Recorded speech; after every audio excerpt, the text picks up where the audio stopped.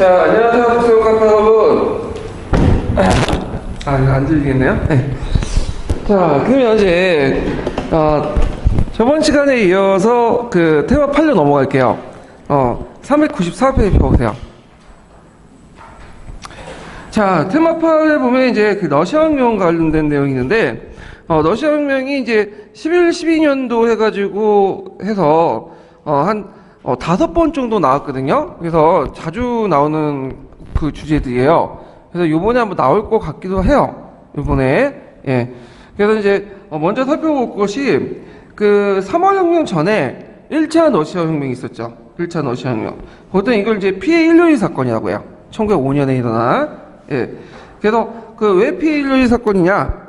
이때 이제 그 1905년 1월에 이 페트로부르크에 있는 노동자들이 그 평화로운 시행진을 했는데 이때 그 경찰하고 군대가 발표를 했죠. 그래가지고 많은 노동자들이 죽었어요. 그때 이제 겨울이기 때문에 밑에 눈이 깔려져 있었죠. 그래서 그의 그 노동자의 피로 물들었기 때문에 이걸 피해 인류의 사건이라고 이제 하고 있거든요. 자, 피해 인류의 사건이 일어난 배경을 보면 일단은 널 전쟁의 패배에 들 수 있죠.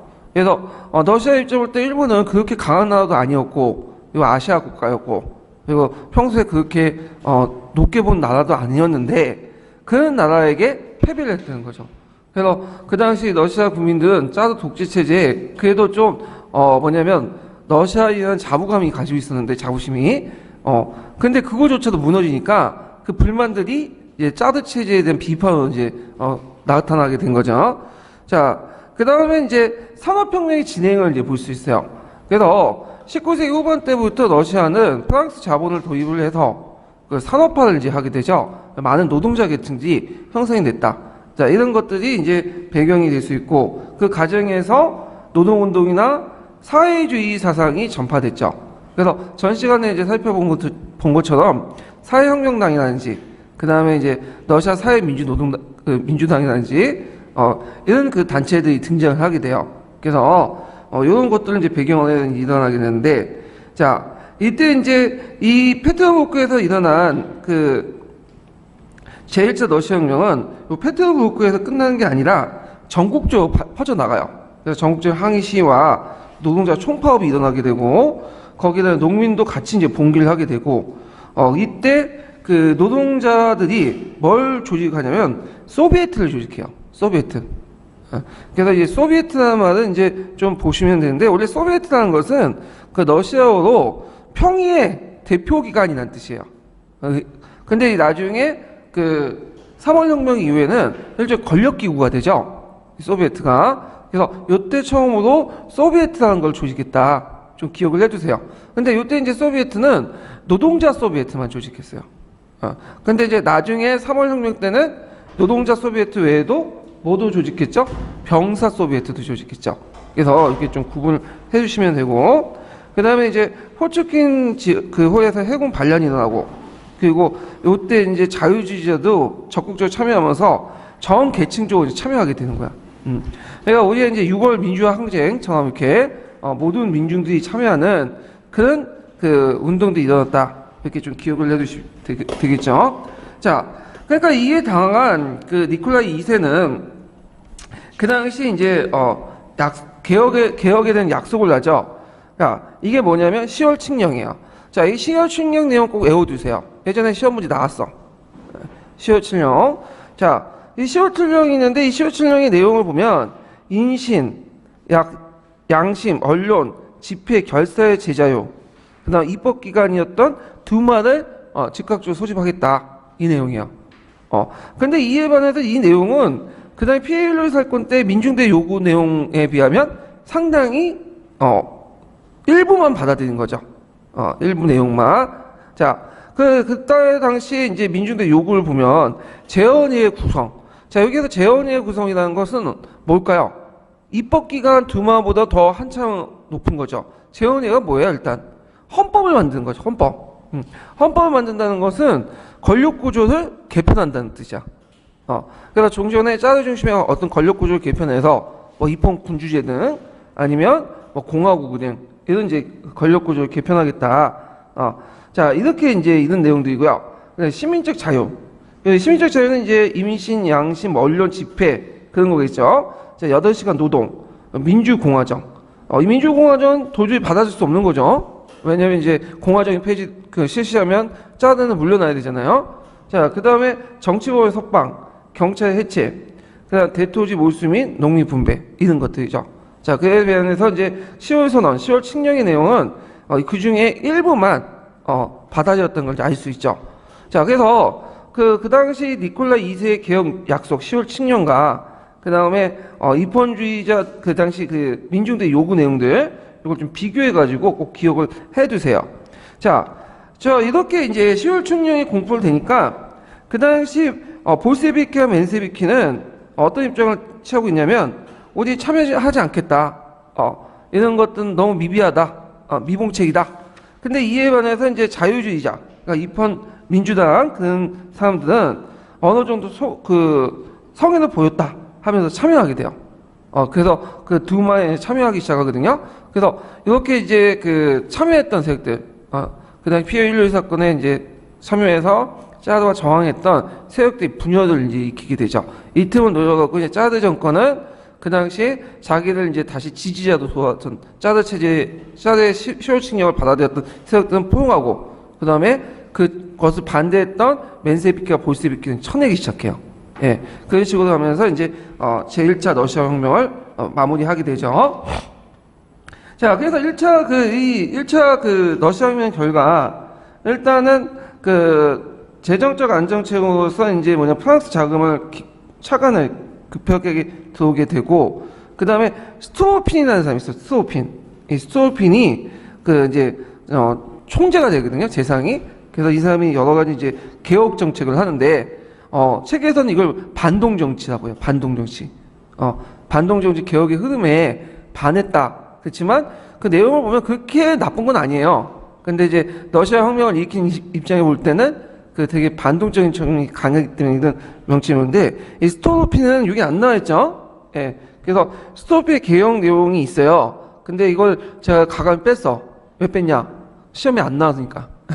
그래서 어떤 분이 좀 약간 미약하다 그러신 분이 있는데, 예전에도 몇 번 했지만 그 강의 목적은 시험에 나오는 부분만 집중해서 보는 거예요. 이 때문에 없는 부분은 가감이 빼버렸거든요. 그래서 서양사 개론이나 강의나 그런 내용들 이제 스토로핀의 개혁 내용이 있어요. 그러니까 궁금하신 분들은 그건 이제 참조를 하시고요. 자, 그 다음에 3월 혁명을 이제 보죠. 3월 혁명. 자, 3월 혁명은 일단 배경이 뭘까요? 1차 세계대전이죠. 1차 세계대전. 자, 1차 세계대전이 이제 일어나니까 처음에 민중들은 그걸 반겼어요. 1차 세계대전에 대해서. 그래서 러시아 군주였던 짜를 적극적으로 지지하고 적극적으로 이제 자기가 이제 병역을 이제 참여하겠다고 이제 지원도 하고. 근데 문제는 이게 전쟁을 계속해서 승리했으면 좋은데 뭐냐면 계속 졌죠. 독일군한테. 그것도 아주 무참하게. 왜 졌냐? 그거 보면 러시아 군들은 그 수는 많은데 뭐가 문제야? 무기가 없어. 무기가. 그래서 소총도 제대로 없고 개인화기도 별로 없고, 그 다음에 이제 먹을 것도 없고, 이런 것도 있죠. 그럼 왜 이런 현상들이 일어나냐? 그건 러시아 사회의 고질적인 부정부패, 그 다음에 러시아의 근대화의 어떤 미완성 등등, 그 다음 짜르 정치의 어떤 여러 가지의 부작용, 이런 것들이 복합적으로 누적이 돼서 결국에는 전쟁을 통해서 폭발돼 나가는 거죠. 그래서 우리가 이제 볼 수 있듯이 청일전쟁이 일어날 때 청나라가 왜 일본한테 패했어요? 인구나 물자나 이런 것들이 결국 부족해서 패한 건 아니죠. 이런 효율적 운영이라든지 또 지휘체계 이런 전반적인 체제 문제점 때문에 패한 거 아니에요. 마찬가지로 민중들은 이제 점점 염증을 느끼게 돼요. 그러면서 이 전쟁의 패한 원인을 어떤 걸로 돌리게 되냐면 짜르 체제의 문제점을 돌리게 되죠. 그리고 거기다가 현실적으로 지금 전쟁을 하는 과정에서 물자가 없고 그다음 식량도 부족하니까 이제 어떻게 돼요? 불만이 쌓일 수밖에 없겠죠. 그래서 이제 터져 나온 것이 뭐냐면 1917년에 일어난 3월 혁명이에요. 또 다른 책 2월 혁명이라고도 하죠. 자, 일단 이제 배경을 이제 보면요. 1차 세계대전 대전의 장기화로 물자 부족과 물가가 안 등했고, 그 다음 짜르의 반동 정치, 패전이 거듭됐고, 국민의 불만, 그 다음에 요즘에 이제 그 자주 나오는 이름이 있죠. 라스푼티의 행포. 이 라스푼티는 어떤 사람이냐면 그 니콜라이 1세의 그 부인이 있어, 왕비가. 그래서 이제 그 왕비가 좀 그 뭐냐면 사이비 종교에 좀 미쳤어요. 사이비 종교에. 그때 등장했던 사람이 누구냐면 라스푸틴이죠. 그래서 이때 이제 그 항우의 신이었던 라스푸틴이 이제 뭐냐면 여러 가지 전행을 한 거야. 인사권이나 뭐 재정 이런 것들 전행하면서 막대로 논하는 거죠. 그러니까 니콜레 2세는 전장에 나가 있는데 그 뒤에서 항우하고 그 라스푸틴이 서로 짝짝꿍 해갖고 이게 정치를 망치니까 이에 결과 이제 그 군의 사기는 저하되고 많은 사람들의 불만을 갖게 되죠. 그래서 누구하고 비유하면 지금 박근혜 하면 최순실 나오잖아요. 최순실이 누가 되는 거야? 라스푸틴이죠.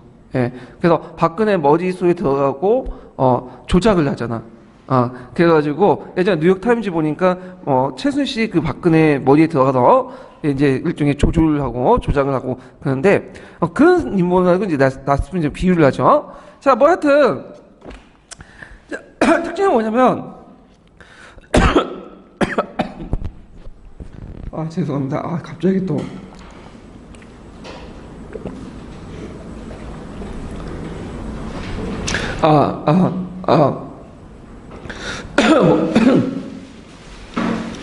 얘기하다가 갑자기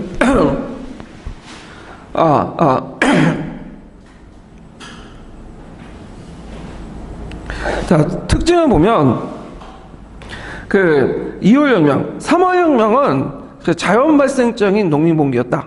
농민봉기 아니라 봉기다, 민중봉기였다. 이렇게 했는데, 자, 그것은 뒤에 일어난 11월 혁명하고 좀 차이가 있죠. 11월 혁명은 되게 조직적이었어. 누가 조직했죠? 볼세비키가 조직했죠.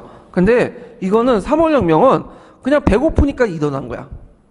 그래서 그 민중봉기, 자연스러운 민중봉기를 했다. 그 요번에 촛불 집회처럼 누가 주도해갖고 한 게 아니라, 그러니까 불평 불만들이 터져 나와서 민중들이 강장에 쏟아져 나가면서 봉기를 하게 된 거죠. 자, 그러니까 민중들이 봉기하니까 이제 짜드 정부는 이제 뭐냐면 급하죠. 그래서 그 당시 군인들에게 발표 명령을 내줘요. 근데 군인들이 발표는 안 하고 뭐죠? 민중편으로 돌아서게 되죠. 그러면서 이제 결국에는 그 노마르폰 왕조가 이제 멸망하게 되는데, 그래서 경과를 보면 그 당시 전제 정치 타도 욕을 하면서 공장 노동자들 파업과 폭동이 발생하고 거기에 발표 명령을 거부한 군인들이 가세를 하죠. 그래서 이때 소비에트가 이제 결성이 돼요. 소비에트는 예전에 한번 결성이 됐죠. 언제? 제1차 러시아 혁명 때. 근데 여기 때도 다시 소비에트가 결성돼요.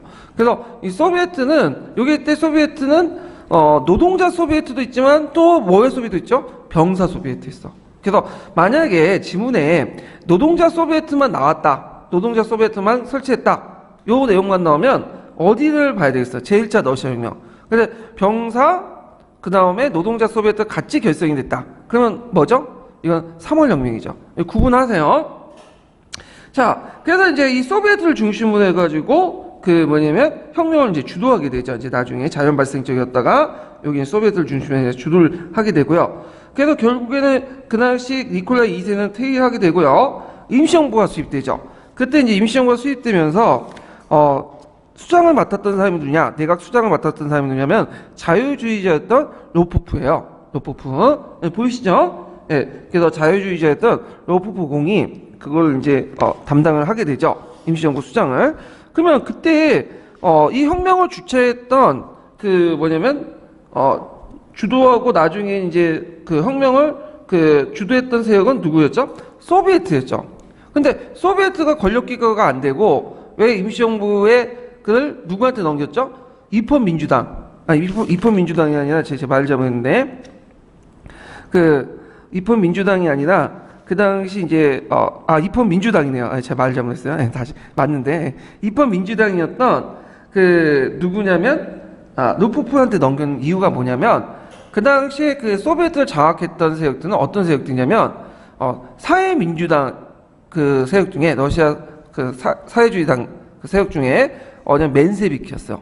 맨세비키하고 그 다음에 사회혁명당 세력이었죠. 그 맨세비키와 사회혁명당은 기본적으로 어떤 생각을 갖고 있냐면 2단계 그 혁명론을 가지고 있었거든요. 자, 2단계 혁명론이란 건 뭐죠? 저번에 제가 설명했듯이 그 부르주아 혁명을 그 다음에 하고 나서 그걸 바탕으로 뭘 하는 거야? 프롤레타리아 혁명으로 넘어간다. 근데 러시아 사회는 완전히 자본주의화된 국가가 아니기 때문에 먼저 뭘 해야 된다는 거야? 부르주아 혁명을 해야 된다는 거야.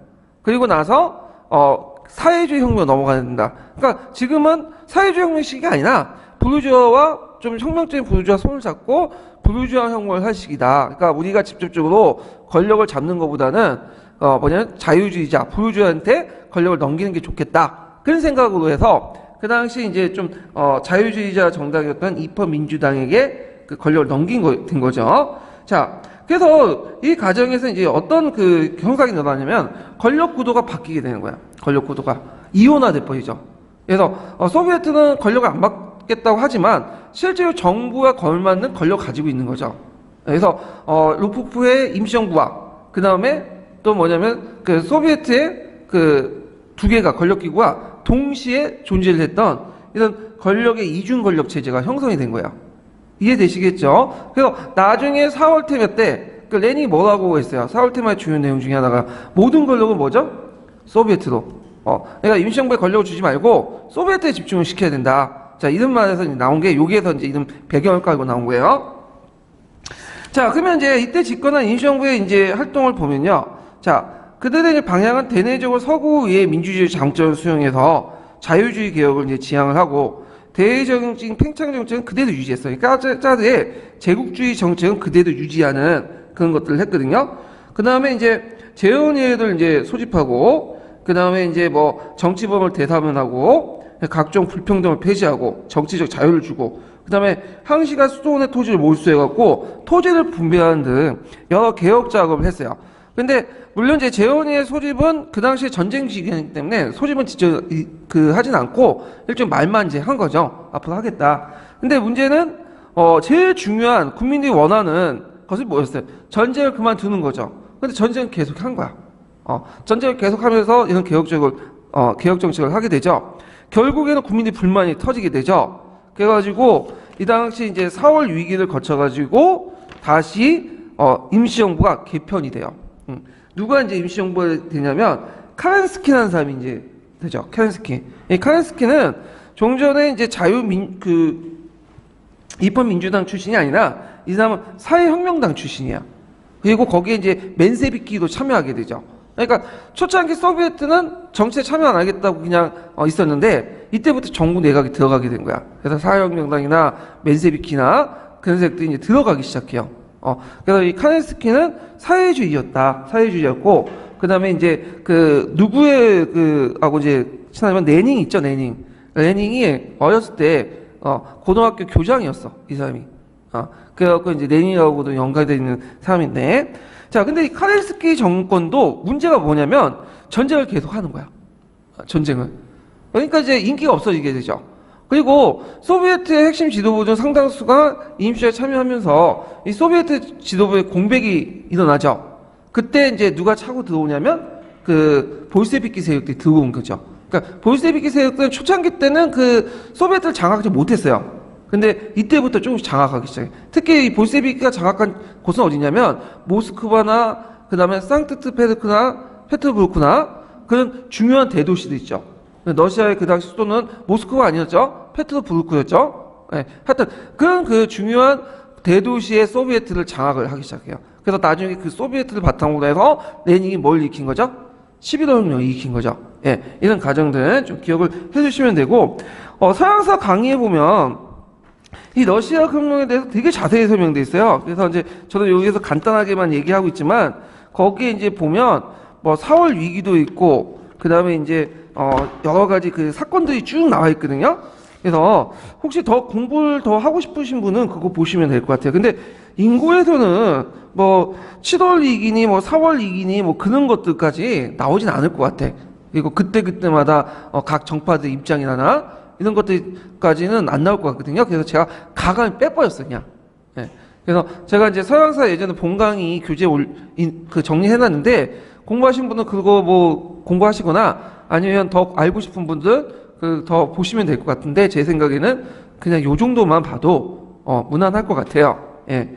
자, 그러면 이제 그 임시정부의 그 3월혁명 의의를 보면 자, 1차 세계대전에 참전한 러시아 짜르 체제는 그 당시 서구의 산업화된 제국주의 국가들의 경합을 이기지 못하고 결국엔 2월 혁명에 붕괴됐다.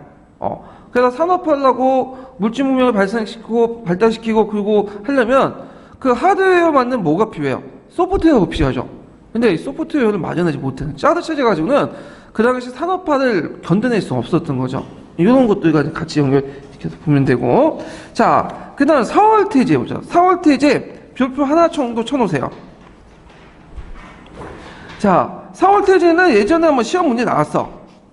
이거 되게 유명해요. 그래서 이게 이제 1917년 4월 3일인데, 이게 제가 별 중요한 건 아닌데, 일단 사실 차원에서 이제 시험을 하면 4월 3일이 아니라 4월 4일이에요.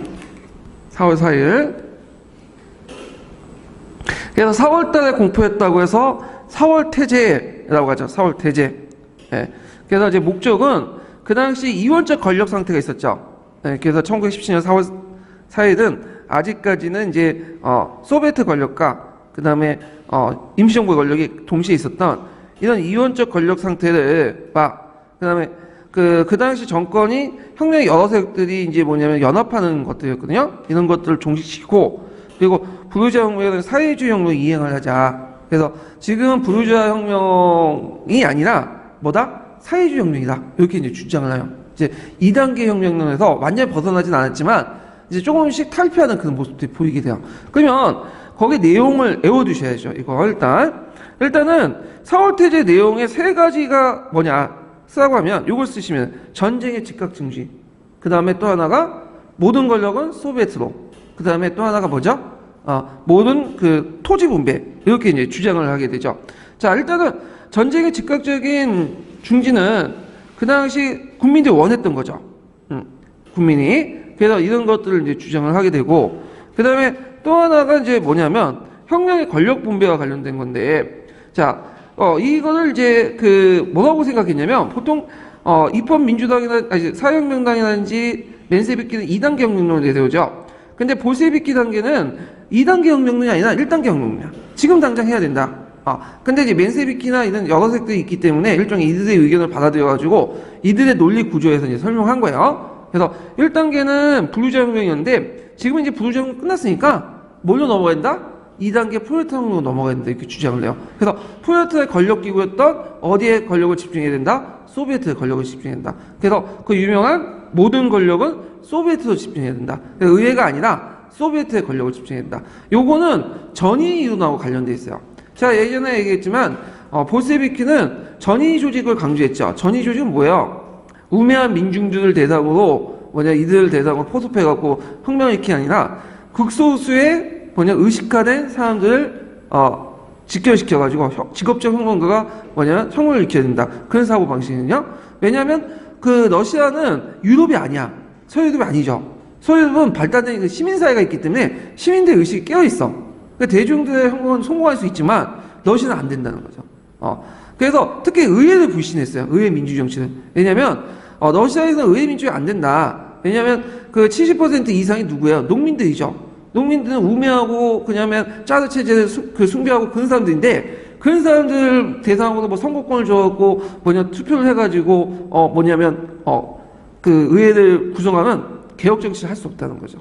예. 그래서 좀 선진화되고 의식이 깬 노동자들이 중심에 놓고 소비에트를 바탕으로 해서 개혁을 해야 된다. 그래서 소비에트 중심의 어떤 사고방식을 갖고 있거든요. 자, 하여튼 이렇게 있고, 그 다음 국민경제 재편성 문제에서는 이제 지주토지를 몰수 및 토지 국유화, 토지의 처분권을 농민 대표 소비에트에 기속시키고, 그 다음에 은행 국유화나 노동 소비에트를 통제하고, 그 다음에 생산물 분배 통제. 그러니까 모든 토지나 생산도구를 국가가 환수한 다음에 토지 같은 경우에는 누구한테 준다? 농민들에게 준다는 거야. 이거는 농민들을 인기를 끌려고 한 거죠. 농민들은 근데 이렇게 해봤자 농민들 지지 안 해줬어요. 지금 농민들의 지지 세력들은 주로 어떤 세력들이냐면 사회혁명당 세력들이야. 그래서 이거는 사회혁명당의 요구를 받아들이는 거야. 그러니까 우리식으로 따지면 한국당이 예전에 새누리당이 그 당시 진보당이나 노동당 이런 혁신성 진보 정당들의 의견 복지 프레임 같은 거 있죠. 이런 거를 끌어갖고 이제 선거구에 이용했잖아요. 예. 그렇지만 뭐 이렇게 한다고 해서 뭐 그 새누리당 싫어하는 사람은 새누리당 안 찍죠. 마찬가지로 그냥 자유 그 입헌혁명당 얘기를 받아들인 거지만 실제 농민들은 소비에트를 안 찍었어. 나중에 보면 볼세비키는. 예. 그래서 그냥 요거는 인민혁명당의 내용을 받아들여 가지고 뭔가 농민을 좀 지지를 끌어들이는 그런 것들을 했다. 이렇게 좀 기억을 해두시면 되고요.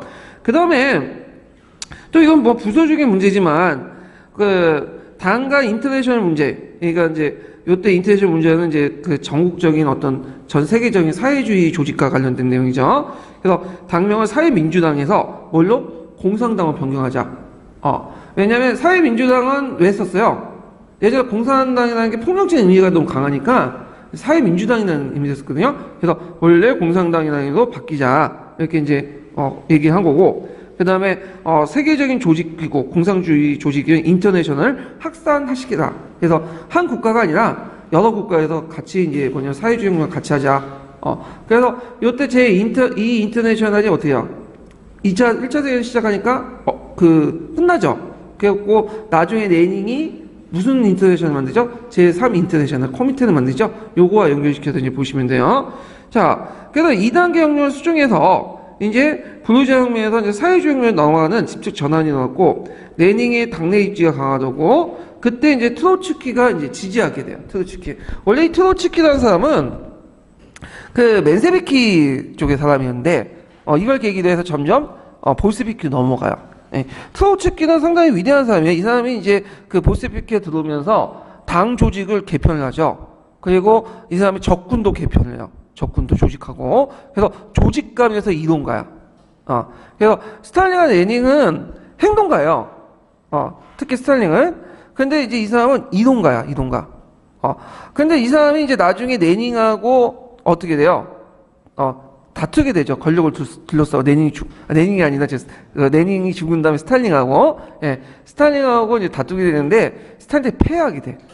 스탈린 폐하가 돼서 나중에 멕시코에 들어가서 활동하다가 스탈린이 파견된 첩자에 의해서 어떻게 돼요? 죽게 되잖아요. 암살당하고. 근데 이제 나중에 이제 스탈린이 집권하고서 나서 이 트로츠키 이론을 많이 받아들이거든요. 그러니까 자기가 정도전하고 이방원의 관계를 보시면 돼요. 이방원도 정도전 죽이고 나서 정도전 의견 수용한 듯이 똑같은 그 내용을 이제 보이는데, 양상을 보이는데, 그래갖고, 그 당시 트로츠키가 뭘 주장하냐면, 농업을 희생시켜서 공업을 발전시키자. 해요. 경제 발전해서. 근데 이 바에서 이제 스탈린은 농업을 중심으로 해야 된다. 이렇게 하거든요. 근데 막상 스탈린이 권력을 잡고 나서는 어떤 방향으로 나가냐면, 트로츠키 이론을 그대로 받아들여. 어떻게? 공업을, 살리기 위해서 농업을 희생시키는 방향으로 나가죠. 그래서 트로츠키의 어떤 사고방식이 스탈린에도 많이 영향을 줘요. 스탈린이 하고 이제 정적관계였지만, 하여튼 상당히 뛰어났던 사람이다. 자, 그 다음에 11월 혁명으로 넘어갈게요. 자, 11월 혁명을 또 다른 말로 10월 혁명이라고 하죠. 10월 혁명. 그래서 러시아 10월 혁명 하는데, 그래서 이제 서양식 역법에서는 그레고리 역에는 11월인데 그 당시 러시아에서는 그레고리 역을 쓰지 않고 예전에 역법을 그대로 사용했거든요. 달력을 율리우스가 만들었던 역법을 그대로 사용돼서 이걸 10월 혁명이라고 해요. 그래서 율리우스 역 같은 경우에는 한 15일인가 20일 좀 빨라요. 그래서 10월 혁명, 그다음 11월 혁명, 그다음 똑같은 말로 2월 혁명, 3월 혁명 이렇게 나누죠. 자, 10월 혁명은 좀 특징이 뭐냐면 볼세비키가 주도를 했다. 볼세비키가. 그래서 이 볼세비키가 주도를 해갖고 일으킨 혁명이었다. 이렇게 이제 보시면 돼요. 그래서 모든 볼세비키가 소비에트를 중심으로 해갖고 일으킨 건데 모든 소비에트는 아니에요. 볼세비키가 장악한 페트로부르크와 모스크바의 소비에트를 중심으로 해갖고 대도시 소비에트를 중심으로 해서 일으켰고요. 자, 그러면 이 배경을 이제 보면요. 일단은 레닌은 그 당시 레닌이 있었는데 레닌이 한번 이제 4월 태제를 공포하고 나서 또 쿠데타를 시도하다 쫓겨났어요. 이 사람이. 그러다가 이제 제가 말을 잘못했네. 그 뒤에 이거 다시 얘기할게요. 제가 옆에 이제 있는데 독일 참모부가 이제 레닌이 이제 어디 있었냐면 스웨덴인가 핀란드에 있었거든요. 근데 레닌을 기구시켰어. 독일 참모부가 왜 기구를 시켰을까요? 레닌을 전쟁을 중지시키려고 그런 목적에서 이제 기구를 시켰죠. 그래서 이제 돌아가고 나서 4월 태제를 공포하게 되죠. 그래서 그 아까 4월 태제 세 가지 내용이 있죠. 모든 권력은 소비에트로, 그래서 농민들의 토지를, 즉각적인 평화, 볼셰비키 중심의 대중성동을 하게 되고 대중성동을, 그 다음에 트로츠키와 레닌이 제외되고, 그 다음에 요 얘기를 하다가 제가 이제 앞뒤로 바뀌었는데, 그 레닌이 또 반란을 시도하다가 실패했어요. 그래서 결국에 어떻게 됐죠? 다시 쫓겨나죠. 망명가죠. 물론 나중에 이제 몰래 들어오지만 이런 이제 하게 되고, 그 다음에 그 당시 볼셰비키가 이제 뭐냐면 볼셰비키가 이제 확실히 입지를 이제 굳혔던 사건이 뭐냐면 코로니노프 장군의 쿠데타예요. 이 코로니노프 장군은 쿠데타 때 이 쿠데타가 일어나니까 이거에 대해서 그 당시 임시정부가 제대로 대응을 못했어. 쿠데타예요. 근데 이 쿠데타를 막아낸 세력들이 어떤 세력들이죠? 볼셰비키가 주도한 소비에트죠. 이 볼셰비키 소비에트들이, 농동자들이 적군을 조직을 해갖고 한쪽에는 이제 그 총과 칼을 들고 막아냈던 거죠. 그래서 이걸 이제 물리치게 되고, 그러면서 케렌스키의 어떤 내각 수반의 약화가 일어나죠. 그래서 군사권이 누가 이제 가지고 있는가? 무력을. 실제 무력은 볼셰비키가 갖고 있는 거죠. 소비에트 중심으로. 그러다가 이제 그 케렌스키의 여러 가지 정부의 개혁이 실패했는데, 특히 전쟁이 계속되고 토지 개혁이 연기되고 등등 해서 결국에는 이제 노동자 병사 소비에트와 그 당시 이제 이걸 중심으로 해가지고 11월 혁명이 일어나게 되죠. 그래서 노동자 병사 소비에트와 임시정부가 대립되게 되고, 트로츠키가 아까 말한 적군을 조직하죠. 그리고 볼셰비키 중앙위원회가 무장봉기를 통과시켜 레닌의 주장이 수행되면서 군사위원회가 정부를 접수를 해요. 그때 이제 페트로브르크에서 겨울궁전이 있거든요. 이 겨울궁전 공격해가는데, 그때 그 케렌스키 임시정부는 군대 내에서도 그렇게 인기가 없고, 그렇다고 별다른 조직이 없었어요. 군사 조직이. 그래서 거기 그 임시정부를 지켰던 그 사람들은 여군 몇 명만 있었어. 그래서 금방 무혈 접수를 하게 되죠. 그래서 그 정권을 장악하게 돼요. 임시정부를 타도하고. 그리고 나서 곡보하고 이제 소비에트 정권을 수입하게 되죠. 그래서 제일 먼저 했던 게 뭐냐면 독일과의 단독 강화야. 그래서 예전에 말한 것처럼 무슨 조약을 맺었다고 했죠? 브레스트-리토프스크 조약을 맺게 되죠. 이건 상당히 구조적인데, 아까 얘기처럼 이제 러시아가 백러시아 지역이나 그다음 발트 연안 지역이나 핀란드 일부 땅을 떼준 거야. 핀란드가 예전에 그 일부 땅을 러시아가 가지고 있었거든요. 그래서 러시아 인구의 거의 4분의 1, 5분의 1 정도를 그냥 독일한테 넘겨준 거죠. 자, 그럼 왜 그렇게 이제 구역적인 조약을 맺었냐? 그거는 소비에트 정권이 취약했기 때문에. 소비에트 정권은 그 당시 대도시만 몇 개 장악하고 있었고, 나머지 지역은 완전히 장악하지 못했어요. 그런 상황에서는 전쟁이 빨리 끝나고, 조직을 완비하고 중앙집권을 강화시킬 필요가 있겠죠. 그래서 이제 이런 구역적인 이제 조약을 맺게 된 거죠. 자, 그래서 이제 볼셰비키가 권력을 장악했다. 이렇게 이제 보시면 되고, 그 다음에 볼셰비키 권력을 장악하고 나서, 그 재헌위의 선거를 하게 되죠. 예전에 그 11년 기출문제 예전 나왔죠. 그래서 재헌위에는 어떤 것들이에요? 재헌위에는 이건 헌법을 제정하는 거예요. 헌법 제정. 그래서 헌법을 만들기 위해서 재헌위를 의회를 이제 만들려고 이제 했는데, 근데 이 선거에서 그 소비에트가 원하지 않는, 그러니까 볼셰비키가 원하지 않는 방향이 나왔어. 왜냐면 볼셰비키는 선거를 했는데 몇 퍼센트 차이가 25%를 차이해요. 그러니까 4분의 1밖에 못 얻고, 그리고 누가 이제 다수당이 되냐면 사회혁명당 우파 세력들이 다수당이 됐다. 사회혁명당을 찍었던 세력들은 어떤 사람일까? 농민들이죠. 농민들은 볼셰비키를 시임하지 않았어. 얘네들은 사회혁명당이 예전부터 이제 거기에 자리 잡고 있었다 보니까. 그러니까 이제 볼셰비키가 패배한 거야. 그러니까 레닌이가 안 되겠다 해가지고 의회를 강제로 해산하죠. 그리고 어떤 중심으로 권력구조 유지시키죠? 소비에트 중심으로 권력구조 유지시키죠. 예.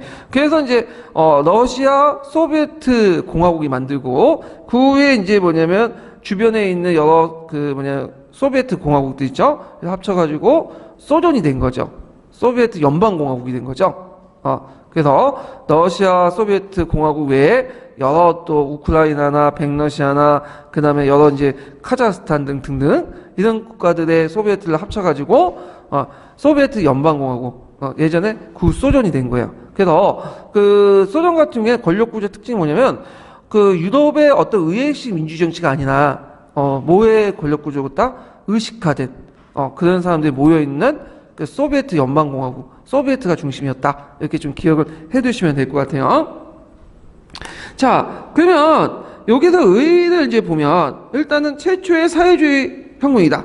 그래서 공산주의 혁명이 성공했고, 그러면 앞에 있는 3월 혁명은 사회주의 혁명이 아니야. 이거는 엄밀히 말해서 이거는 사회주의 혁명을 부르기 좀 힘들어. 왜냐면 요거는 사회주의자들이 주도해서 일으킨 게 아니라 대중 발생적으로 이런 건 자연 발생적. 근데 요거는 조직화된 운동이죠. 처음부터 처음부터 계획하에 그래서 이제 하여튼 사회주의 혁명이었고, 그 자본주의에 대한 사회주의 경로의 근대화 대안을 제시했다. 그래서 근대화라는 것이 꼭 자본주의를 통해서만 하는 게 아니라 사회주의도 될 수 있다. 이렇게 했는데, 이게 예전에 03년 기출문제 한번 나왔을 거예요. 예전에 이제 근대화에 대해서 다른 그 방향을 제시해라. 이런 것도 있는데, 이거에 대해서 이제 뭐, 우리는 이제 알고 있기는 이제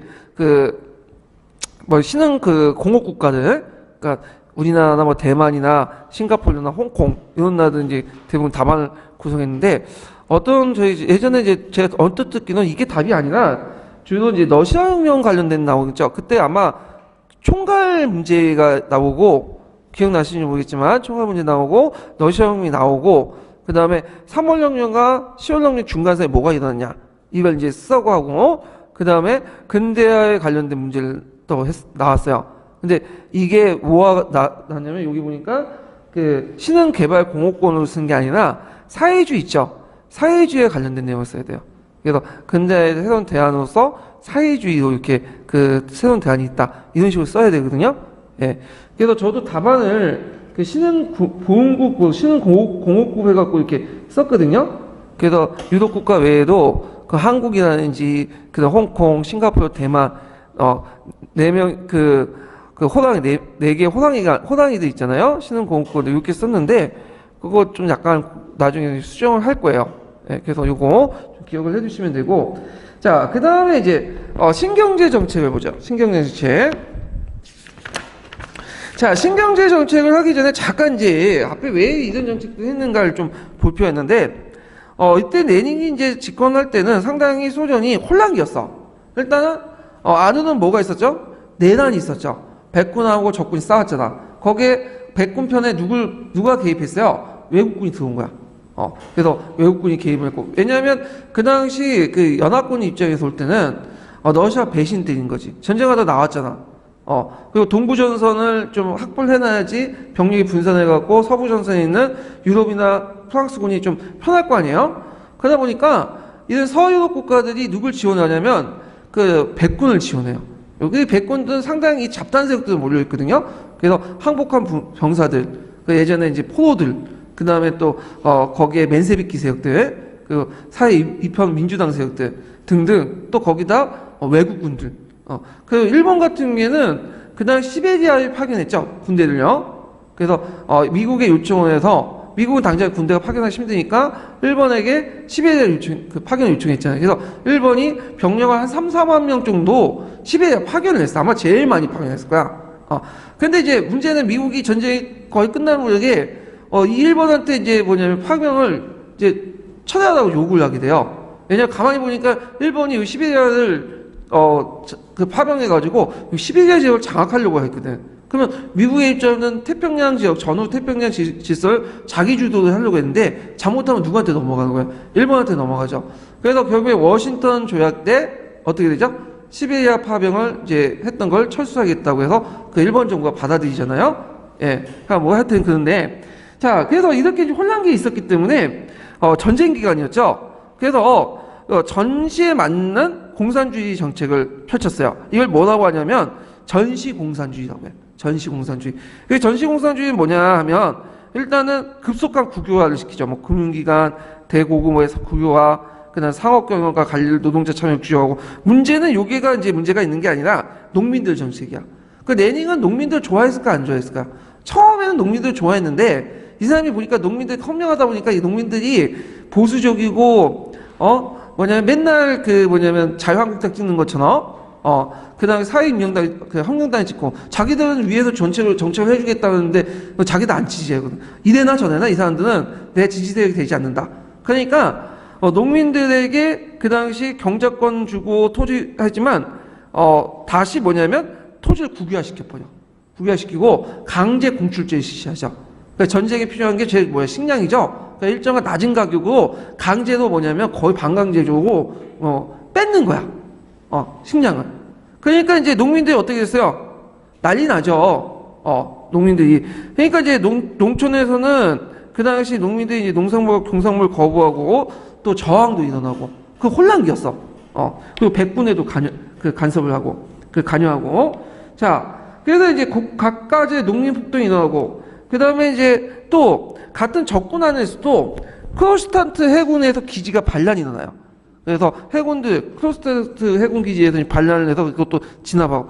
이건 상당히 충격을 받았는데, 왜냐면 예전에 혁명의 동지들이 이제 뭐하네.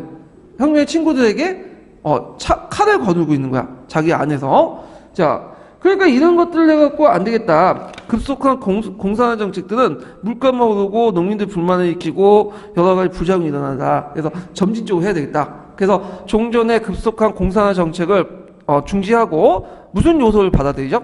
자본주의적 요소를 받아들인 거죠. 그래서 이제 그 내용을 보면 농민들로부터 그 징벌을 축소하고, 그 다음에 개인 기업을 허용하고, 그 다음에 이제 이런 것들을 이제 하게 되죠. 외자를 도입을 하고, 시장의 자유를 어느 정도 허용하고, 중소기업을 어떤 사적 운영을 허가해주고, 그 다음에 잉여 농산물의 어떤 자유 판매나 개인 영업 같은 거 허가하고, 이런 자본주의적 요소를 받아들이게 되죠. 이런 것들. 그래서 여기에서는 그냥 간단하게 두 개만 적혀 있는데, 요것도 적어주세요. 일단, 일부 자본주의 요소를 도입을 해갖고, 잉여 농산물의 자유 판매 허가, 그 다음에 그 외자 도입 허용, 헌물세 그 강제적 징발을 하지 않고 시장의 자유나 중소기업의 사용 허가 이런 것들 적어놓으시면 될 거야. 이게 교과서에 있는 내용이거든요. 예. 그래서 보시면 되고, 자, 그 다음에 영향을 보죠. 자, 카프 영향을 보면 내프가 이제 실시되면서, 잠깐만요, 꺼졌네. 그 내프가 이제 실시되면서 신경제 정책이 이제 실시되면서 외국의 협력과 자본 및 기술의 도입의 필요성에 따라서 국제협정을 표방하게 되고, 그 다음에 라파로 조약은 이제 독일하고 이제 맺어진 조약이죠. 그리고 독일하고 맺어진 조약인데 이제 독일하고 상호 견제 원조를 약속하고 그 후로 이제 여러 나라들이 소비에트 정권을 인정하게 되죠. 그래서 그 당시 이제 각국이 소비에트 정권을 인정하게 됐다. 기억을 해두시면 되고요. 자, 여기는 안 나오죠. 그 후에 이제 이 러시아 소비에트 정권이 후에 우크라이나, 백러시아를 포함해서 1922년에 뭘로 개편되죠? 소비에트 사회주의 공화국으로 개편돼요. 그래서 일명 이게 뭐야? 소련이라고 하죠. 소련.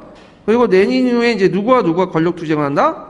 스탈린과 트로츠키가 권력 투쟁을 해서 스탈린은 일국 사회주의, 트로츠키는 세계혁명론, 영구혁명론을 주장하죠. 초공업화 이론인데 결국엔 누가 패권을 장악하죠? 스탈린이 패권을 장악하죠. 근데 이제 그 경제정책은 스탈린이 원래 농업 중심 경제를 주장했는데 반해서 트로츠키는 공업 중심의 어떤 경제를 주장했어요. 그래서 이제 트로츠키 이론을 적극적으로 수용해서 농업을 시상시켜서 공업화를 깨겠다. 급속한 공업화를. 그래갖고 그 당시에 그 1940 그 당시 이제 혁명 후에 1930, 40년대 이후면 저기 우락산맥 그 부근에 공업지대가 형성되고 꼭 급속하게 공업하게 돼요. 예. 그래서 이런 그 공업화 가능했던 것은 농촌의 희생 때문이죠. 그래서 그 당시 농지를 다 집단화시켜버려. 농장을 만들어버린 거죠. 그 과정에서 이제 우크라이나 그런 지에서 이제 많은 반발들이 일어나고 인구가 거의 100만 명 이상 죽고 그렇게 됐는데 하여튼 그렇게 해가지고 이렇게 그 집단화시키는 이유가 뭐예요? 농업 그를 집단화시킨 건 강작을 하기 위한 거죠. 그래서 한 사람이 트랙터라든지 기계를 모아가지고 강작을 하면 잉여 노동력이 많이 생기죠. 그 잉여 노동력이 뭘로 이제 전환되는 거죠?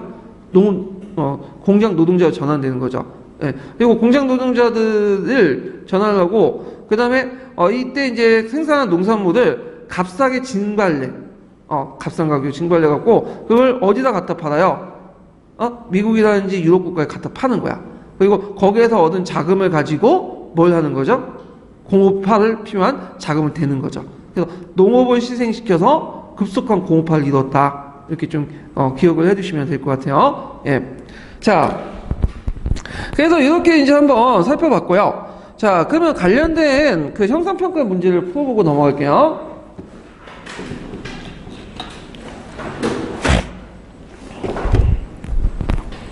자, 231페이지 펴보세요. 231페이지.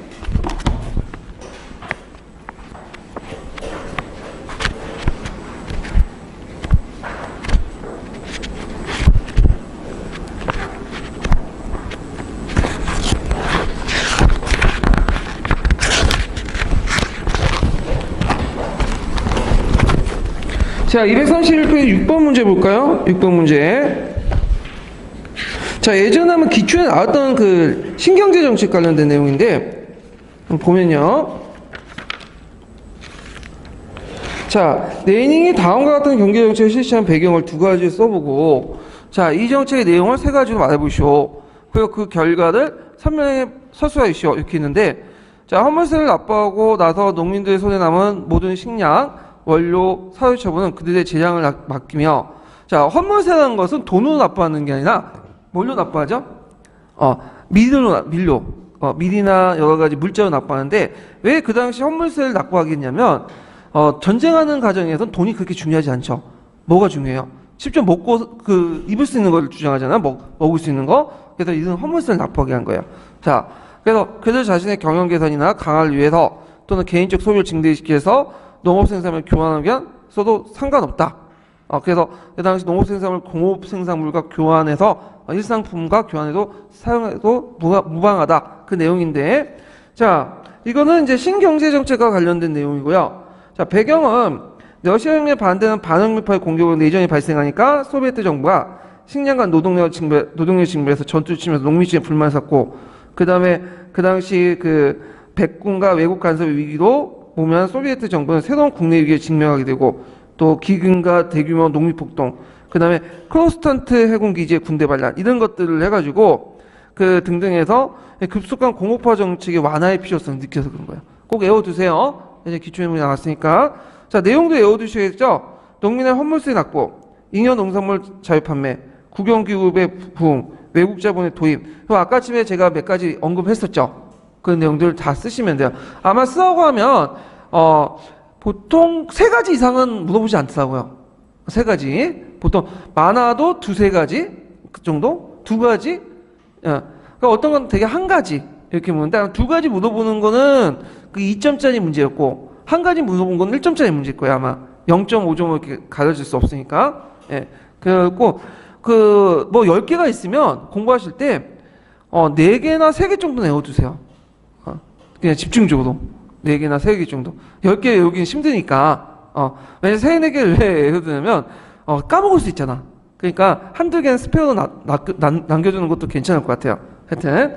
자, 그 다음에 그 결과를 이제 보면요. 소련의 경제는 1920년 제1차 세계대전 이전 후 회복되었다.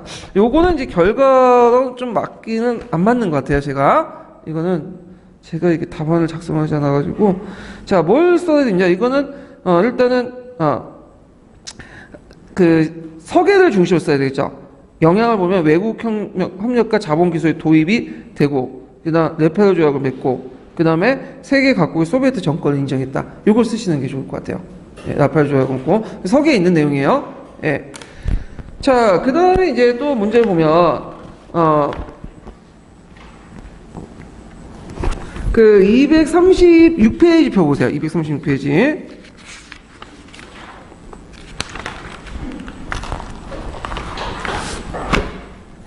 자, 236페이지 22번 문제 볼까요? 피해인력의 사건과 관련된 내용.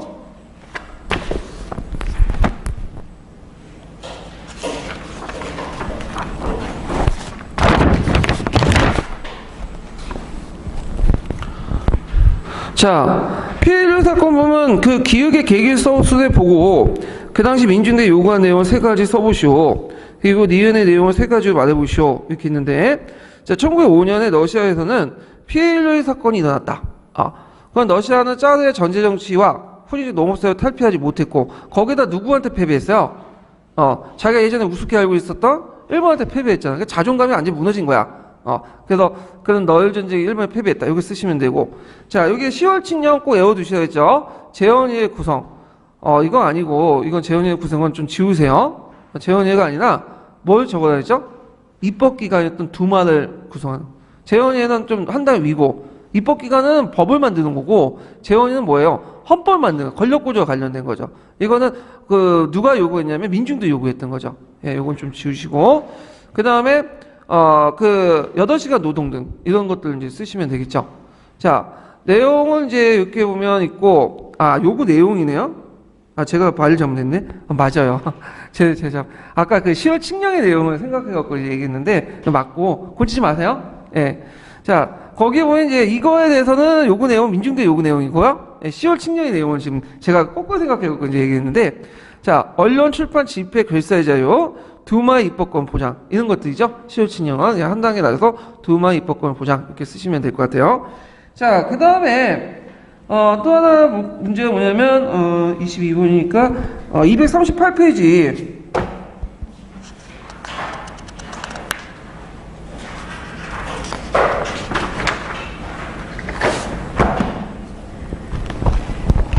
자, 28번 문제 보면 다음 가에 들어갈 말을 써보고 가가 가는 후에 어떤 역할을 수행하는지 말해보시오.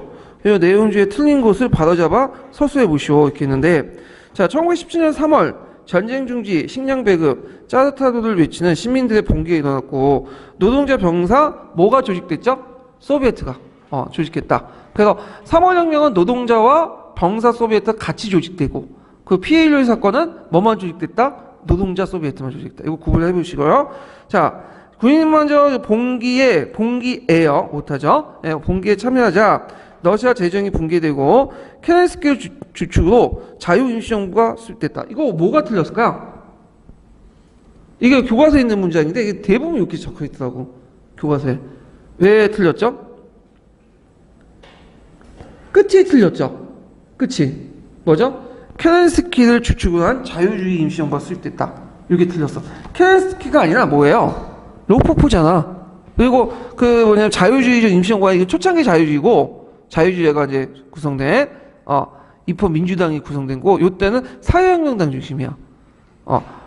아까 언급했던 케렌스키는 입헌 민주당 출신 아니에요. 이 사람은 공산주의자예요. 사회주의자, 사회혁명당. 거기 맨세비키도 같이 참여했거든요. 그러니까 사회혁명당, 맨세비키, 자유주의가 연합해서 구성된 정부야.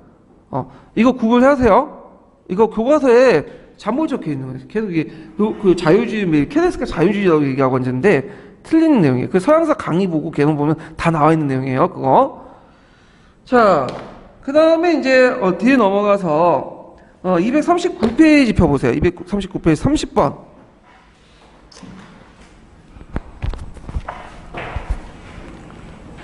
자, 30번 보면 다음 기획의 중요한 구호 3가지 써보고 내년이 맨세비키와 다른 점을 2가지 써보시오. 그리고 내년이 스위스에서 러시아로 기구가 있던 것을 정치적 배경을 서술해 보시오. 스위스네요. 스웨덴이나 핀란드가 아니라. 그거 좀 수정해 주시고. 자, 거기에 이제 4월 태제는 꼭 외워두시라고 했죠. 모든 권력은 소비에트로 토지 군부. 그러니까 누구한테 토지를 주자는 거야? 농민들에게. 이건 사회혁명당 의견을 받아들인 거고 전쟁 준비. 그리고 차이점은 제가 얘기했죠. 맨세비키는 2단계 혁명을 지향하죠. 근데 볼세비키는 프로레타리아 혁명을 하죠. 그래서 4월 태제는 2단계 혁명을 틀 안에 볼세비키 입장을 받아들인 수용한 거야. 그래서 지금은 부르주아 혁명 끝나고 뭐다? 프로레타리아 혁명 넘어가자. 이렇게 이제 주장을 한 거고. 자, 그다음에 정당 구조에서 틀리죠. 맨세비키는 대중정당을 추구했지만 볼세비키는 직업적 혁명가의 뭐야? 전위 조직을 추구했죠. 소비에트 같은. 자, 그 다음에 그 외 정치적으로 스위스에서 레닌을 귀국시켰어요. 그 반전을 보여준 레닌을 귀국시켜서 그 러시아를 연합국 지형에 이탈시키려고 이렇게 쓰시면 되겠죠. 자, 그래서 이렇게 해서 한번 문제를 풀어봤고 다음 테마로 넘어갈게요. 자, 이탈리아 파시즘과 전체주의를 볼게요. 전체주의 특징.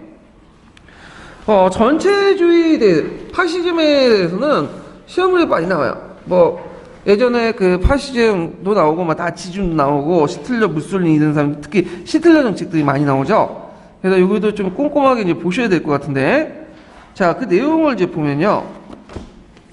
이 전체주의 전후에 1차 세계대전 이후에 이 전체주의가 전반적으로 등장을 하게 되거든요. 자 전체주의는 크게 세 가지가 있어요. 세 가지가.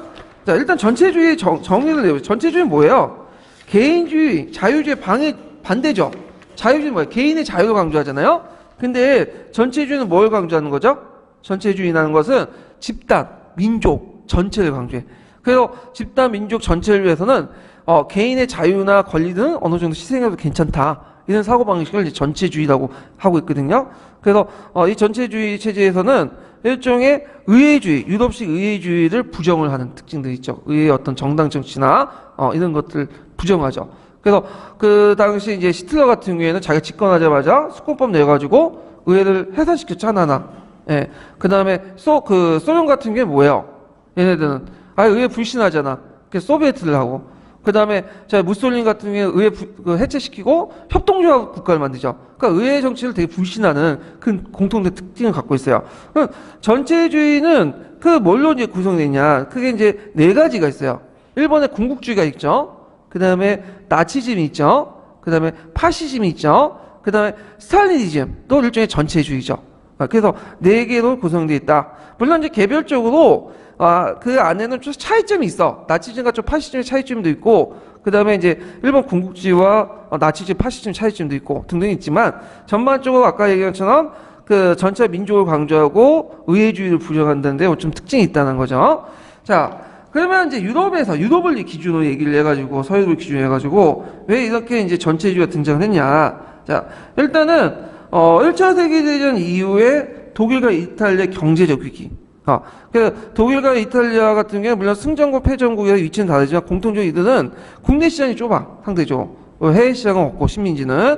그러다 보니까 이들이 경제적으로 한번 대공을 타격을 받으니까 뭘로 나간 거야? 시장을 확보하기 위해서, 원료를 확보하기 위해서. 침략정책으로 나가는 거죠.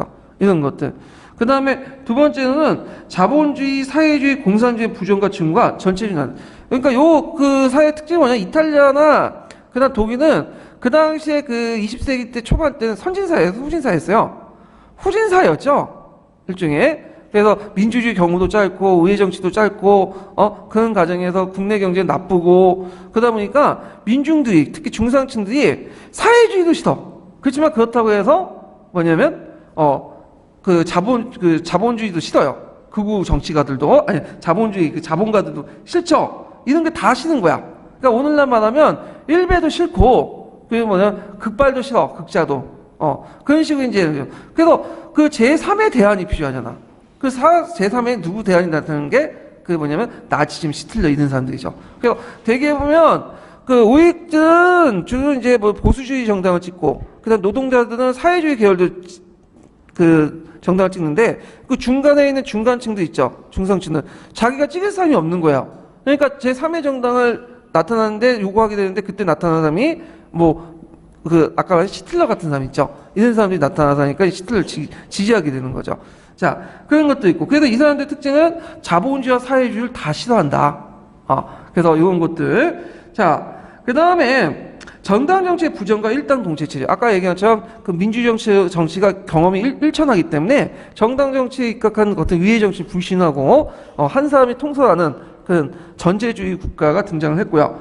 자, 그 다음에 당이 곧 국가죠. 여기에서는. 그러니까 이제 새누리당의 전당대회가 곧 뭐가 되는 거예요? 국가 정책이 결정되는 거야. 이렇게 이해를 해주시면 돼요. 자, 그 다음에 절대적 전체 의지. 그래서 이제 루스의 일반 의지가 왜곡 해석했죠. 일반 의지는 그 뭘로 해석할 수 있냐? 그 당시 민족이라든지 전체라든지 이런 걸 해석해서 민족과 전체를 위해서는 개인의 어떤 개별적인 것들은 무시해도 되고 무조건 복종해라. 이런 식의 얘기를 한 거죠. 그래서 이 루소가 의도하진 않았지만 이 루소의 일반 의지 이론이 그 당시 나치즘이나 파시즘에 이용해 먹었다. 이렇게 이제 기억을 해두시면 돼요. 자, 그러면 나치즘과 파시즘을 비교를 해보죠. 이것도 예전에 한번 기출문에 나왔던 거야.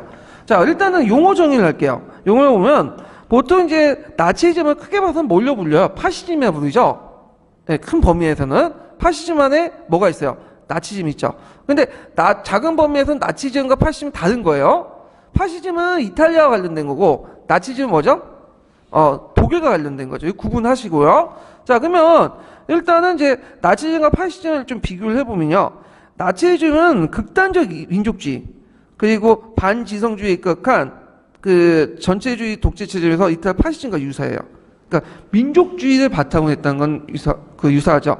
그래서 그 시틀러 같은 경우에는 뭘 강조해요? 아니한 민족을 강조하죠. 그 다음에 그 이탈리아의 무솔리니는 뭐죠? 로마의 영광을 강조하죠. 이런 거 다 극단적 민족주의의 대표적인 거죠. 그 다음에 이제 근데 차이점이 있어. 요건 공통점인데 차이점이 뭐냐? 나치즘은 파시즘에 더 독재적이야. 상대적으로. 그리고 파시즘에 없는 뭐가 있죠? 인종주의가 있어요. 그래서 유대인 박해 같은 것들은 뭐냐면 나치즘만 있는 거야. 오히려 무솔리니 같은 게 유대인밖에 안 좋아했어요, 이 사람들. 물론 유대인들을 그렇게 좋아한 것도 아니지만 유대인들 가스시에 보내갖고 인종 말살을 하자 그런 식의 생각을 안 했어요. 그러니까 우리 식으로 얘기하면 동성애는 뭐 싫어할 수 있죠. 근데 동성애를 잡아서 뭐 총살시키자 이런 건 또 다른 문제 아니에요? 예, 그런 것들 그래서 그 당시 그 무솔링은 그 나치즘의 인종 말살 정책에 대해서 협조를 잘 안 했어요. 예, 그러니까 나중에 어쩔 수 없이 그냥 몇 번 도와준 적이 있지만 근본적으로 이 무솔링은 그 시틀레 그 인종 말살 정책을 별로 안 좋아했다. 예, 그런 측면에서 인종주의는 별로 없어요. 그래서 이런 차이점이 있다는 걸 좀 기억을 해두시면 돼요. 예. 그러면 일본의 군국주의하고 좀 비교를 해보시죠. 일본의 군국주의. 자, 일본의 군국주의의 특징이 뭐냐면 정당이 중심이 아니야. 그러니까 여기는 그 나치즘과 파시즘은 일당 독재에 입각해서 정당이 중심이었죠. 근데 여기는 정당이 중심이 아니고 누가 중심이에요? 군부, 일부 자본가들이 중심으로 해갖고 정치를 하는 거고 또 이 사람들의 특징은 뭐냐면 그 나치즘이나 파시즘이나 시틀러나 무솔리니 같은 상징적 지도자가 있잖아요.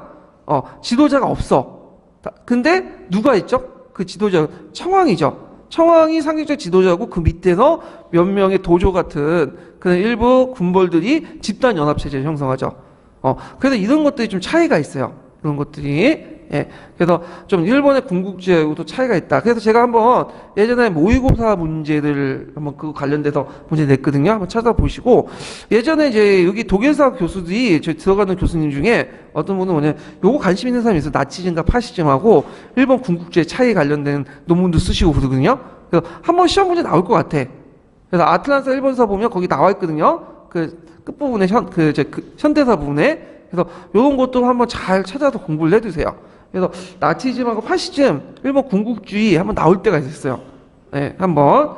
자, 그러면 먼저 살펴볼 것이 이제 이탈리아를 보죠. 이탈리아는 파시즘이라고 하죠. 원래 이제 파시즘의 어원은 파시스모에서 나와요. 그래서 이 고대 로마 근위병들이 로마 근위의 장식 파쇼가 있거든요. 이 파쇼는 도끼날을 여러 개 묶어가지고 만든 건데 권력의 상징이에요. 그래서 이 파쇼를 이제 결속의 의미가 있어. 이 말은. 그래서 우리가 보통 우리도 부원이라고 하죠. 동양에서도. 그래서 군대의 지휘권을 어떻게 넘기죠? 도끼를 주잖아, 도끼를. 이 도끼를 준다는 의미는 뭐야? 장군한테. 너가 이제 지휘권을 가져라. 그러니까 이제 이것은 뭘 의미하냐? 지휘권을 가지고 있는 것은 이제 일종 권위를 의미하죠. 그래서 마찬가지로 그 당시 지휘권을 가지고 있는 사람들에게 뭘 줬다? 도끼나 여기에 묶어서 만든 것을 넘겨줬는데 이것은 이제 권력의 상징이고 그래서 이 무솔리니의 파쇼라는 의미를 단결과 결속의 의미로 사용됐다 이렇게 이제 보시면 돼요. 자, 그러면 이제 그 내용을 보면요. 일단 특징은 파시스트 독재, 일당 독재죠. 그다음에 국가지상주의. 그래서 국가 위에 존재하는 것도 아무것도 없어요. 오직 국가만 있을 뿐이야. 위에는 제국지는 그래서 국가 외에는 아무것도 존재하지 않고 국가가 최고 기관이고 그리고 모든 개인은 뭐냐면 종속돼야 돼 국가에서. 그래서 그 파시스트 연설문에서 그 당시 루스는 연설 유명한 게 있죠. 국민이 국가를 발생시킨 게 아니라 국가가 국민을 창조한다. 국민이 국가를 발생시킨 게 아니라 국가가 국민을 창조한다. 이거 예전에 기출문제 나왔죠. 03년 기출문제. 그래서 그 파시스트 연설문 좀 찾아내는 좀 기억을 해두시고, 그다음 팽창주의.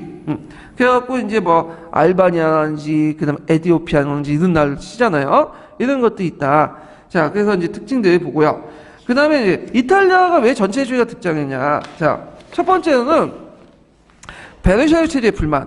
자, 베네시아 때 이제 이탈리아는 누구 편에 들었어요? 그 1차 세계대전 때. 영국이나 프랑스 편에 들었죠? 연합국 편에 들었잖아요. 협상국 편에. 근데 그래서 이제 끝나고 나서 그 약속대로 그 오스트리아가 이제 오스트리아가 가지고 있는 미 수복 지역을 이탈리아가 갖게 돼요. 근데 문제는 이탈리아는 그 이상을 원했던 거죠. 미 수복 지역 외에도 어떤 지역을 원했냐면 달마치아 지역을 원했어요. 달마치아는 뭐냐면 여러분 달마치아 그 개 알죠? 얼룩박이 개. 거기가 이제 원산지 지역이 거긴데 달마치아는 어디냐면 그 유고 있잖아요. 그러니까 이탈리아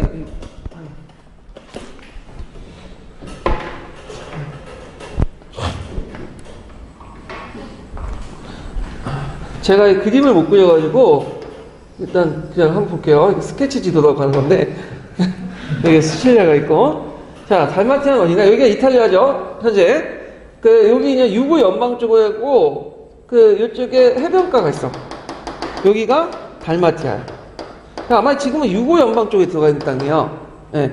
그래서 요 지역을 원한 거 왜냐면 요 지역이 예전에 누구 땅이었냐면 베네치아 알죠? 베네치아 공화국의 땅이었어요 여기가. 그러니까 요 땅도 자기 땅이다 영유권을 그 주장하고 그 피우메라는 것도 여기 달마티아에 있는 도시 이름이에요. 아마 여기에 아마 이탈리아인들이 그 당시에 좀 많이 살고 있었나 봐요. 그래서 요것도 달라고 했는데 거부당했죠.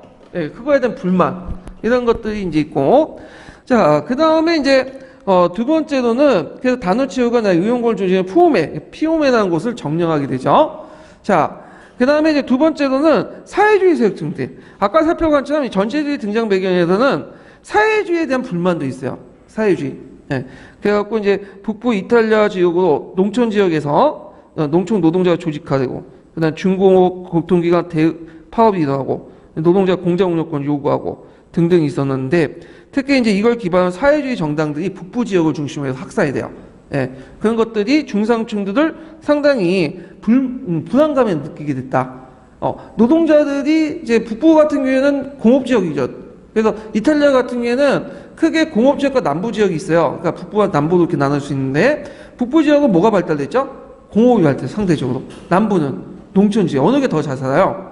북부가 더 잘 살고 또 의식화돼 있죠. 그러니까 여기를 중심으로 해갖고 사회가 확산이 된 거야. 그러니까 이제 중상층들이 불안을 느낀 거야. 잘못하면 뭐냐? 내 재산 뺏길 수 있겠다. 지금도 그렇지만 이 돈 문제가 상당히 민감하거든. 그러니까 이제 그렇다고 해서 자본가들을 좋아하냐? 그것도 아니야. 우리 보면 노동 운동권도 싫어하지만 그렇다고 해서 재벌도 좋아하는 건 아니잖아요. 그런 심리예요. 자, 근데 이제 그때 제3의 세력으로 누가 나타나요? 무솔린이 나타난 거죠. 이렇게 이제 이해를 해두시면 되고. 자, 경제적으로는 자원이 이탈리아가 상당히 비곤했고, 그 다음에, 전쟁이 끝난 다음에 산업의 부진이나 실업자 만연을 해가지고, 이렇게 이제 실업자들이 많죠. 자, 그러니까 이제 실업자가 많다는 건 사회가 뭐야? 그만큼 불안하다는 거죠. 그래서 이때는 무솔린이 집권하죠. 그래서 이제 이 사람은, 원래는 이 사람이 참 경력이 화려해. 이 사람이 또 이제 여러 경력을 하고 있는데, 이 사람 원래는 사회주의자였어요. 원래는 처음에는. 그러다가 나중에 민족주의자 극우로 입혔는데 원래 지금도 그렇잖아. 르나이트 계열도 예전에 어떤 사람들이에요? 주사파였다가 지금 완전히 극우로 변신한 사람들 많죠. 그거 이제 연관시켜서 보세요. 그래서 이 사람은 초창기 때 사회주의자여서 이제 초등학교 교사였거든요. 근데 전쟁에 참여했다가 이제 전쟁이 끝나고 나니까 할 게 없는 거야. 그러면서 이제 그 당시 제대 군인들이 이제 불만이 많으니까 그걸 선동해서 집권을 하게 된 거죠. 그래서 이 사람이 이제 조직을 만든 게 뭐냐면 일단은 여러 전투단 조직들을 제대 군인을 통해서 이제 조직하고 검은 소추단을 조직해요. 그래서 대중적인 검은 소추단인데 이 검은 소추단은 검은 소추를 입고 있는 파시스단이 공산주의, 사회주의, 기독교 사회주의 등 태도나 방화행 이런 것들 조직적으로 수행하는 거죠. 그래서 노동조합 건물을 파괴하고 파업을 분쇄하고 그다음에 그 당시 사회주의 공산 출신의 지방관리 집무실을 찾아가서 이들을 때리고 백색 테러라고 하죠. 이런 것들을 하게 된 거죠. 자, 그러면서 이런 행동을 보니까 이게 자본가들이나 그 당시 중상층은 마음을 맞거든. 내 재산을 보호해 줄 수 있겠다. 근데 종전의 의회 정치 안에서는 이 사람이 집권할 가능성이 별로 없어. 왜냐면 특권한 특정 몇 개 계층들의 중상층들의 지지를 받고 있지만 이 수가 쪽수에 좀 밀리거든, 이탈리아에서는. 그러니까 얘네들이 하는 방법이 뭐야? 의회 정치의 밖에서 집권하는 거죠. 일종의 뭐야? 쿠데타라는 형식으로. 이 쿠데타라고 볼 수는 없는데 일종의 다른 수단으로 이제 즉위하게 되죠. 번칙적인 수단으로. 그게 뭐냐면 노마의 진군이죠. 노마의 진군. 그래서 이들은 공산당 타도를 주장하면서 자본가, 군인, 지주, 중상층 등의 지지를 받으면서 노마의 진군을 해요. 이때 노마의 진군을 할 때 경찰이나 군인들은 그냥 묵인해줬어. 예, 가는 길을 비켜주고 막지도 않았어요. 그리고 왕이 나와가지고 이탈리아 왕이 와서 이제 꽃다발도 걸어주고 그러면서 자연스럽게 이탈리아 의회 정치가 어떻게 붕괴될 뿐인 거죠. 그런 식으로 집권하게 된 거야. 그러니까 이걸 쿠데타라고 볼 수도 없고 그렇다고 해서 뭐라고 정의낼 수 없는 방법으로 지금 현대적 정치적 개념으로 정의할 수 없는 방법으로 집권을 했는데 자 이게 몇 년이냐? 1922년이에요. 1922년. 예, 1922년에 집권을 하게 됐다. 이렇게 이제 보시면 되고, 그 다음에 이 사람이 집권하자마자 뭐냐면, 자기에게 유리한 방법으로 의회 다수당을 차지하고, 나중에는 의회조차도 없애버려요. 그리고 파시스트 당 외에는 뭐죠? 모든 정당을 금지시켜버리죠. 그게 의회 정치를 무시했다. 이렇게 좀 기억을 해두시면 돼요. 자, 그래서 이 1922년에 집권했다는 걸 좀 기억을 정확히 해두세요. 대공황 이전이에요, 이후에요? 일단 이전이죠. 대공황 몇 년에 일어났어? 1929년에 일어났죠. 그에 반해서 시틀러는 몇 년에 집권했어요? 거기에 11년만 더하면 되죠. 1933년에 집권했잖아요. 대공황 이후죠. 그러니까 무솔리니의 집권은 대공황하고 상관없는 거거든요. 근데 시틀러의 집권은 뭐죠? 대공황하고 직접적으로 관련돼 있어. 이거 이제 비교해 보시고, 그 다음에 무솔링은 의회 정치 안에서 집권한 사람이 아니에요. 선거를 통해서 집권한 사람 아니에요. 어떤 사람은 거의 반쿠데타 형식으로 집권했던 사람이죠. 의회 정치 밖에서. 근데 시틀레의 집권은 좀 달라. 시틀레의 집권은 뭐죠? 의회 정치 안에서 합법적으로 선거를 통해서 집권한 거야. 그래서 이게 좀 차이가 있어. 네, 이런 것들은 좀 비교를 해보시고. 자, 그 다음에 이 사람은 위대한 노마를 구현하기 위해서 침략자의 대외적인 팽창 정책을 하게 돼요. 그래서 알바니아를 보호각시키고 포메를 접수하고 그 다음에 어디까지 공격하냐면 예전에 한번 만난 에티오피아 있죠? 에티오피아를 침략하죠. 여기에서 이제 에티오피아 침략을 계기해서 국제연맹을 탈퇴하고 그러니까 에티오피아를 침략한 이유가 뭐예요? 1896년에 제1차 에티오피아 패배를 설욕하고 위대한 노마 제국을 부활하겠다. 그런 이유로 침략하고 그리고 아까 얘기했지만 뭐가 아쉬워서 커피가 아쉬워서. 예. 이탈리아인들은 감옥소에도 항상 뭐가 있다고 했죠? 커피 믹스 같은 이런 커피 제조기가 있다고 했죠? 자, 그래서 이제 국제연맹이 이제 제재를 가하니까 그냥 탈퇴를 해버렸다. 이렇게 좀 기억을 해두시면 될 것 같아요. 자, 그 다음에, 라테르 협약이 있는데 이것 좀 더 기억을 해서 이 라테르 협약은 뭐냐 하면 바티칸 도시국가가 독립을 시키고 그 당시 이제 교황하고 갈등이 있었거든요. 왜냐면 이 교황이 이탈리아가 통일하는 과정에서 많은 교황령이 어떻게 돼요? 산실을 했잖아. 그래서 불만이 많았어. 그런데 이제 무솔리니 입장할 때 자신의 정권을 공고하기 위해서는 이탈리아인들이 거의 99%는 뭘 믿고 있어요? 카톨릭 믿고 있죠. 그러니까 교황 간의 관계를 개선시켜야 돼. 그래가지고 교황하고 이제 라테르 협약을 해서 바티칸을 도시국가 독립을 시켰죠. 그래서 지금 바티칸이 세계 제일 작은 도시국가 되는 거 아니에요? 그 다음에 교황은 그 대신 이탈리아 왕국을 포기하고 자기가 가지고 있는 예전에 교황령을 포기하고 카톨릭 대신에 카톨릭을 국교하고 이런 것들 서로 합의를 본 거야. 그래가지고 이렇게 해서 이제 했다. 거기 이탈리아 왕국 포기라는 건 교황령 포기하고 연결시켜서 보시면 돼요. 자, 그래서 이것 때문에 나중에 교황이 더럽게 욕을 얻어먹어요. 교황청이. 왜냐 누구하고 손을 잡았다는 거야? 무솔리니 같은 파시즘하고 손을 잡았다. 그래갖고 또 나중에 이제 교황이 이제 파시즘과 비슷해갖고 여러 가지 이제 묵인을 해주고 무솔리니 정책이나 시틀러 정책들 묵인해주고 그렇게 해서 욕을 먹고 우리나라를 보면 일제 시대 때 그런데도 종교의 자리에서 좀 유의했던 단체가 어떤 단체였냐면 카톨릭이에요. 카톨릭. 카톨릭 국제 조직도 갖고 있고 누구하고 손을 잡고 있죠? 무솔리니가 손을 잡고 있으니까 삼국 동맹 하에서 일본이 이제 카톨릭 건들 수 없는 구조죠. 그래서 상대적으로 카톨릭은 종교의 자유도 어느 정도 인정받았어요. 그때는. 하여튼 뭐, 그렇게 이제 보면 되고요.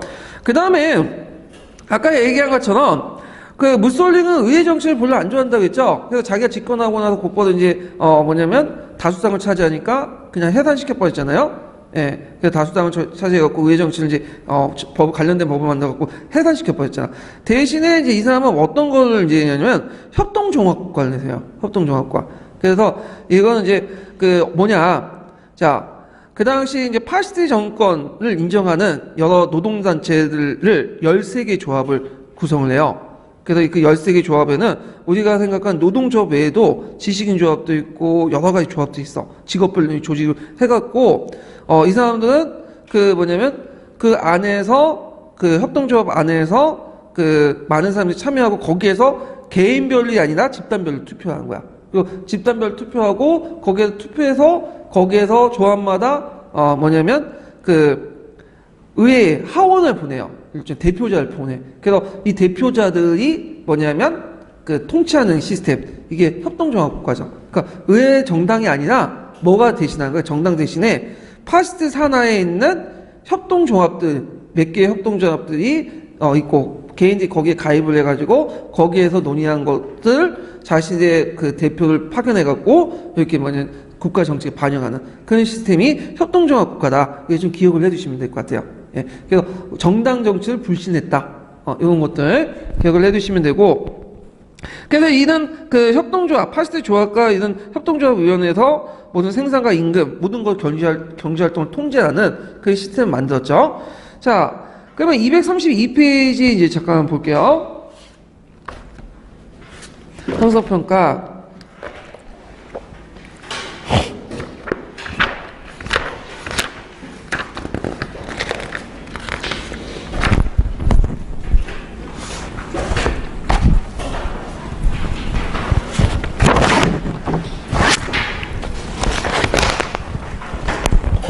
자, 8번을 문제 볼게요.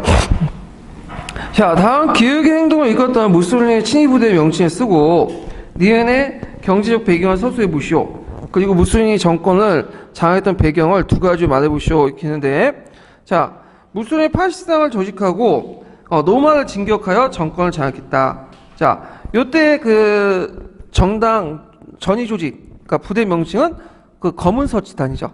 검은서치단. 그 다음에 경제적 배경은 이제 자, 국가지상주의 경제적 배경은 일단은 이탈리아는 제1차 세계대전의 승전국에 불과하고 그 당시 크게 보상을 받지 못했고 경제가 뒤처졌고 노동자 농민의 반발이 심화되고 경제적 기반이 또 약했고 등등 실업자가 증가돼 사회 불안이 격화되죠. 그래서 이런 사회 불안을 이제 국가가 해결해 주기 위한. 그래서 국가지상주의라는 개념들이 등장을 했고 강조됐죠.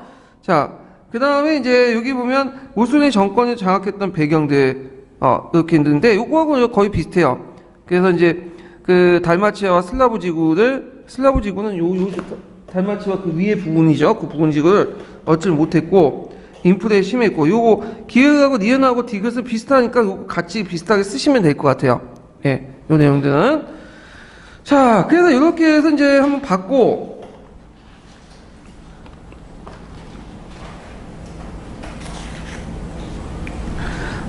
그 다음에, 다음 테마로 넘어갈게요.